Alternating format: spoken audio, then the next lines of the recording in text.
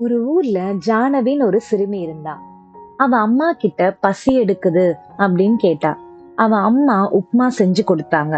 ஜானவி சாப்பிட்ட உடனே இது நல்லாவே இல்ல, உனக்கு சுவையா செய்ய தெரியாதா அப்படின்னு ரொம்ப கோவமா பேசினா.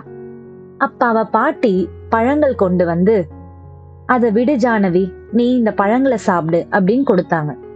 ஜானவி நல்ல பழுத்த பழத்தை எடுத்து சாப்பிட ஆரம்பிச்சா. பாட்டி, ஏன் பழுத்ததை எடுத்த, காயா இருக்கிறத எடுத்து சாப்பிட வேண்டியதானே அப்படின்னு கேட்டாங்க. ஜானவி சொன்னா, பாட்டி, பழுத்தது தானே சுவையா இருக்கும். இதெல்லாம் உனக்கு தெரியுது, இனிமையான சொற்கள் நிறைய இருக்கும்போது ஏன் கடுமையான சொற்கள் உன் அம்மா கிட்ட பயன்படுத்துற? பழுத்த பழம் சுவையாக இருக்கும், அதுல இருக்கிற விதை இன்னும் பல மரங்களும் பழங்களும் உருவாக்க கூடியது.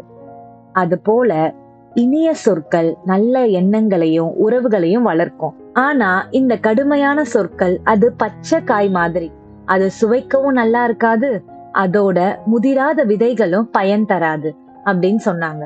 ஜானவி தான் தவற உணர்ந்து, இனிமேல நான் கடுமையான வார்த்தைகளை பேச மாட்டேன் அப்படின்னு சொல்லி அம்மாவிட்ட மன்னிப்பு கேட்டா. குறள். இனிய உளவாக இன்னாத கூறல், கனி இருப்ப காய் கவர்ந்தற்று. விளக்கம்.